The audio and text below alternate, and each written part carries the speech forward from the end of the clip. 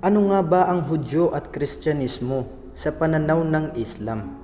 Sa artikulong ito ay aalamin natin ang buod ng kasaysayan ng mga Hudaismo at mga Kristyanismo. Malalaman din natin dito kung gaano katindi ang alitan o hidwaan ng dalawang relihiyon na ito noong unang panahon. Tandaan, ang relihiyon ng mga sugo at propeta mula pa kay Propeta Adan ay ang Islam. Ito ay ang pagsamba sa Allah ng nag-iisa ng walang katambal. Siya ang karapat-dapat sambahin at siya ang naglikha ng mga kalangitan at kalupaan at siya ang higit na makapangyarihan. At ito ang kasunduan ni Allah at ang mga angkan ni Adan. Ngunit sa pagdaan ng mahabang panahon ay sumuway ang mga tao at sumamba sa mga Diyos-Diyosan. Kaya ipinadala ng Allah ang kanyang mga sugo at propeta upang hikayatin ang mga tao na manumbalik sa dating paniniwala na nagmula kay Propeta Noah at sinundan ng mga iba pang propeta tulad ni Idris o Enoch, Jonah, Propeta Abraham at Propeta Lut. Ngayon ang kasaysayan ng Hudaismo ay lumaki si Propeta Abraham sa lupain ng Babylonia o tinatawag na present-day Iraq at sa mga karatig nitong lugar sa kalikasan na sumasamba ng mga rebulto. Katunayan na ikwento sa atin ng Quran kung paano inayawan at pinuksa ni Propeta Abraham ang ginawang pagtatambal ng kanyang sambayanan. Dahil wala nang naniniwala at tumatanggap sa kanyang dawa o pangaral na sambahin ang Allah na iisa ng walang katambal. At siya ay naglakbay patungong Palestine at nanirahan sa Nablus. Nang mangyari ang tagtuyot sa Palestine ay naglakbay si Propeta Abraham sa Ehipto kasama ang kanyang asawa na si Sarah at nangyari sa kanila ang maraming pangyayari. Pagkatapos ay niregaluhan siya ng Peraon o pinuno ng Ehipto. Sa panahon na yun ng isang alipin na babae, ang kanyang pangalan ay Hajar. Biniyayaan siya ng Allah kay Hajar ng isang anak at yun ay si Propeta Ismail, na kung saan dinala niya si Hajar at Propeta Ismail sa Makkah. Dahil utos din ng Allah sa kanya ito. Pagkatapos ay muli niyang pinatayo ang Kaaba kasama si Propeta Ismail na matatagpuan sa Saudi Arabia. Ngayon biniyayaan naman ng Allah si Abraham ng isa pang anak mula sa kanyang asawa na si Sarah na ang kanyang pangalan ay si Isaac. At nang makapag-asawa na si Propeta Isaac ay biniyayaan siya ng Allah ng dalawang anak na si Yaswa at Propeta Jacob. Si Jacob ang tinatawag na Israel kung saan sa kanya babalik ang lahi ng angkan ng Israel. At biniyayaan naman ng Allah si Propeta Jacob o Jacob ng 11 anak at ang pinakamahal niya sa kanila ay si Propeta Joseph kung saan nainggit ang kanyang mga kapatid sa kanya kaya itinapon nila sa balon. Pagkatapos ay binenta nila sa mga mangangalakal patungong Ehipto. Ngayon, isang paalala, hindi lahat ng angkan ng Israel ay mga propeta. Nang maging pinuno si Propeta Yusuf o Propeta Joseph ng Ehipto ay hinikayat niya ang kanyang mga pamilya o angkan ng Israel na magsitungo ng Ehipto upang manirahan doon pagkatapos nilang manirahan sa Palestine at sila nga ay naninirahan ng matagal sa loob ng Ehipto. At sa pagdaan ng mahabang panahon sa pamumuno ng bagong paraon sa Ehipto ay tumindi ang kanyang pang-aalipusta at pagpapahirap sa mga angkan ng Israel. Kaya ipinadala ni Allah sa kanila si Propeta Moises at ang kanyang kapatid na si Propeta Harun kay Paraon, kung saan ang Allah mismo ang nagkwento sa banal na Quran noong tumakas ang angkan ng Israel sa pangunguna ni Propeta Moises. Pagkatapos ay sinundan sila ng Paraon kasama ang kanyang mga kawal hanggang nilunod sila ng Allah sa karagatan, pagkatapos niyang bigyan ng kakayahan si Propeta Moises na hatiin ang karagatan at nanatili ang angkan ng Israel sa ligalig sa kalupaan kung saan di nila alam kung saan sila tutungo. Ito ay parusa sa kanila ng Allah dahil sa pag-ayaw nila na makipagdigmaan laban sa mga mapagmataas na mga namumuno sa Jerusalem sa panahon na iyon. Ngayon, sa panahon na ito ay namatay din si Propeta Moises at ang kanyang kapatid na si Propeta Harun, at ang pumalit sa pamumuno ng angkan ng Israel ay si Yosha bin Nun, na kung saan siya ang nakipaglaban at nakasakop sa Jerusalem. Nanatili ang mga Hudyo sa Palestine ng 3 panahon na magkakasunod-sunod.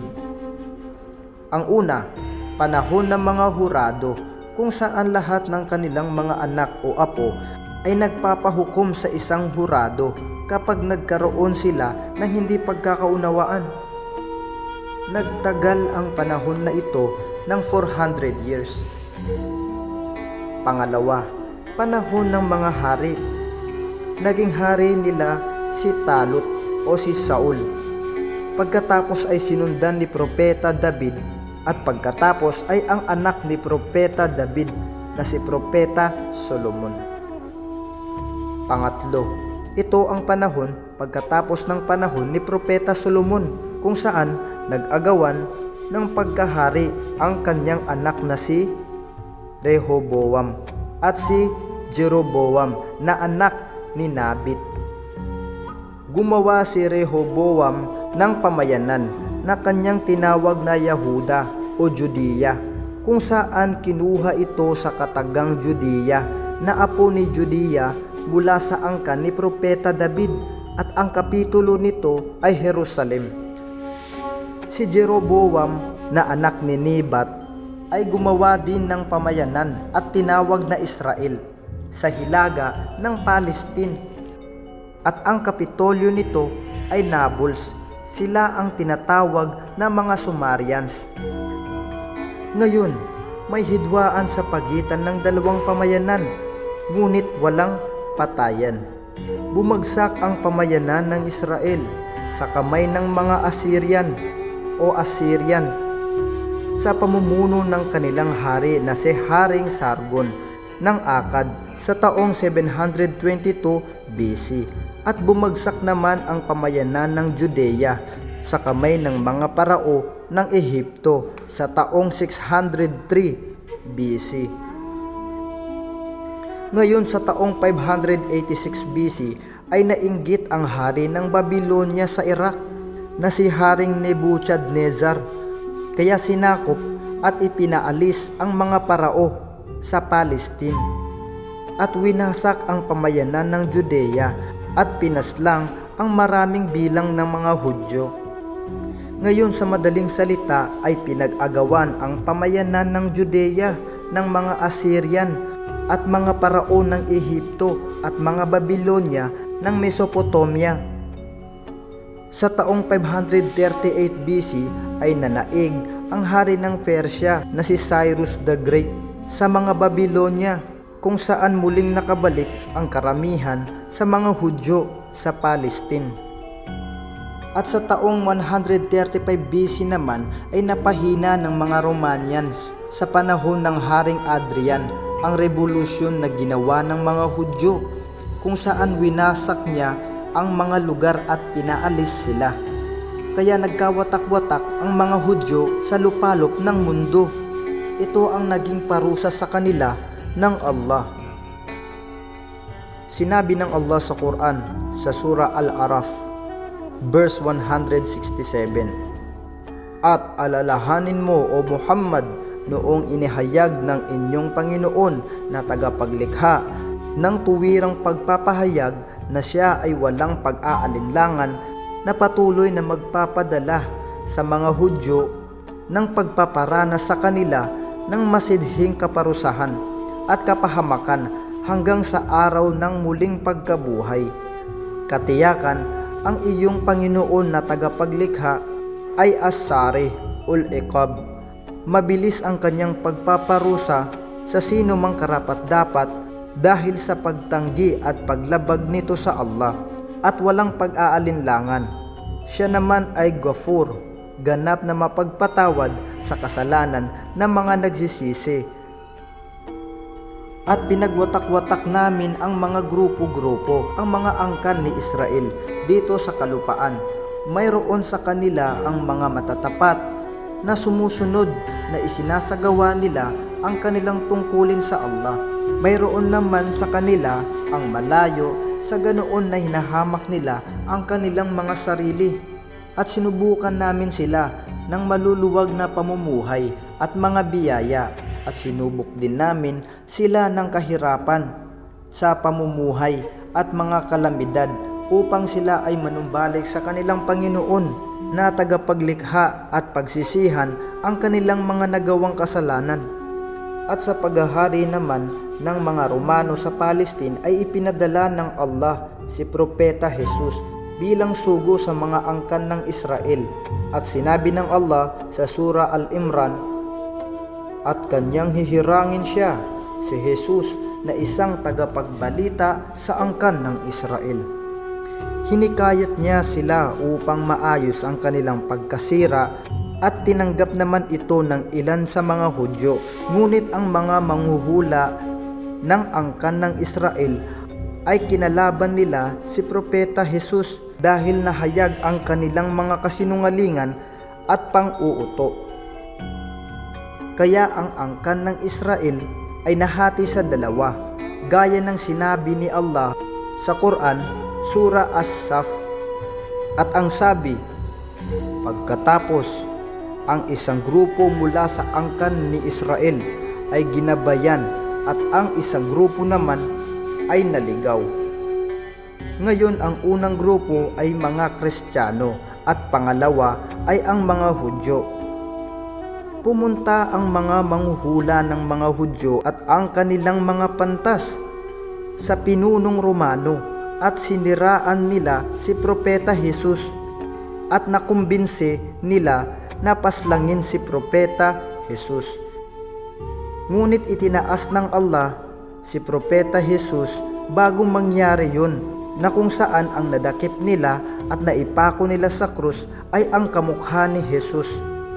Sinabi ni Allah sa banal na Quran, Surah Al-Imran, verse 55, at gunitain ng wikain ng Allah, O Jesus, ikaw ay aking kukunin at aking itataas sa aking sarili, at ikaw ay aking dadalisayin.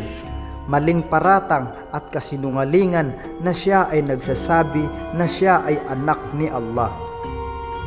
Sa mga nagpaparatang nagtutungayaw sa kawalan ng pananampalataya, at aking gagawin ang mga sumusunod sa iyo, ang mga sumasamba lamang sa kaisahan ng Allah, na higit na mainam kaysa sa mga walang pananampalataya sa kaisahan ng Allah o sa ibang mga sugo, hanggang sa dumating ang araw na muling pagkabuhay, at kayo ay magbabalik sa akin, at kayo ay aking hahatulan sa pagitan ninyo sa mga bagay na inyong kinahiratihan na hindi pinagkakasunduan.